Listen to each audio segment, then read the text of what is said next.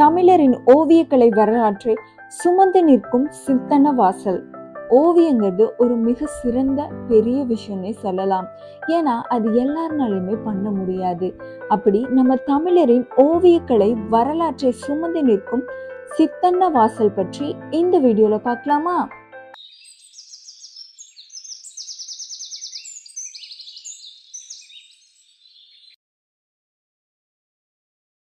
புதுக்கோட்டை மாவட்டத்தில் உள்ள உலக புகழ்பெற்ற சித்தன்ன வாசல் ஒரு வரலாற்று சிறப்புமிக்க சுற்றுலா தலமாய் இருந்து வருது.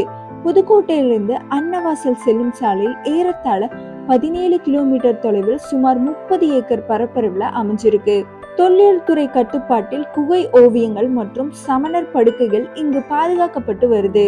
இந்த இடத்தின் பெயரானது சித்தன்ன வாயில் என்பது காலப்போக்கில் மருவி சித்தன்ன வாசல்னு மாறிடுச்சு. தமிழகம் மட்டுமின்றி உலகத்துல பல்வேறு நாடுகளிலிருந்து சுற்றுலா பயணிகள் இங்கு வருகை தராங்க.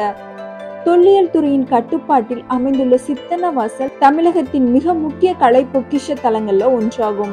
தமிழர்களின் கலை பண்பாட்டினை பசைசாற்றும் உயிரோட்டம் உள்ள ஓவியங்கள் இந்த சித்தன்ன வாசல்ல அடையாளமா இருக்கு. சித்தன்ன வாசல் ஓவியங்கள் 7ஆம் நூற்றாண்டின் கிபி 600 630 பல்லவ மன்னனான மகேந்திரவர்மனால் வரையப்பட்டவை என்று கூறப்படுது.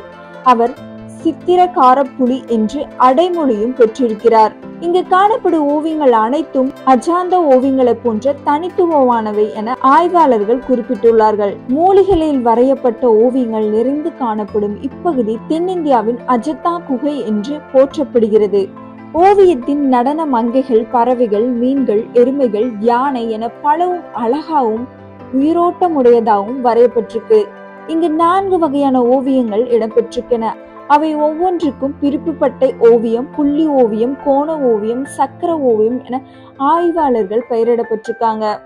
ஓவியக்கலையின் உன்னதத்தை உலகிற்கு பசைசாற்றும் சின்னத்த வாசல் ஓவியங்களை சமணர்கள் மூலிகை கொண்டு தயாரிக்கப்பட்ட வர்ணங்களை வைத்து வரைந்துள்ளனர். சித்தன்ன வாசலின் சின்ன சின்ன குன்றுகள் உள்ளது. சுமார் 70 மீட்டர் உயரம் கொண்ட இந்த குன்றுகளின் மேல் சமணர்களின் படுக்கையும் தவம் செய்யும் இடம் மற்றும் பல இடங்கள் குடைவரைக்குள் காணப்படுது. சித்தன்ன வாசல்ல சிறிய மற்றும் பெரிய அளவிலான பாறைகள் நிறைந்திருக்குது. அந்த இடங்கள் சமண முனிவர்கள் தவம் செய்த இடமாக அறியப்படுது. இந்த சித்தன்ன வாசலை சுற்றி குடுமியன் மலை, நார்த்தா மலை உள்ளிட்ட சிறப்புமிக்க கோயில்களும் தேவாலயம் மற்றும் பள்ளிவாசல் உள்ளிட்ட வழிபாட்டு தலங்கள் இருக்குது. சோ இந்த வீடியோ பிடிச்சிருந்தா மறக்காம சப்ஸ்கிரைப் பண்ணிக்கோங்க. நெக்ஸ்ட் வீடியோல பார்க்கலாம். Bye bye.